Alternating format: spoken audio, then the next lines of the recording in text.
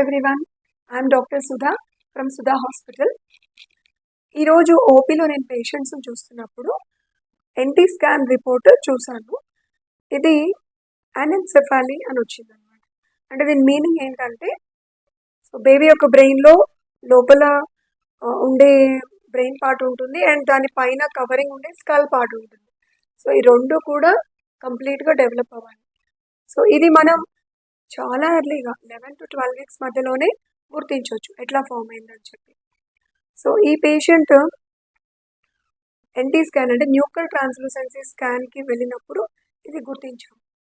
So ఇలా defect ఉంది కాబట్టి ఇది ఇంత ఎర్లీ స్టేజ్లోనే దీన్ని రిమూవ్ చేయడానికి ప్లాన్ చేస్తున్నాం అనమాట.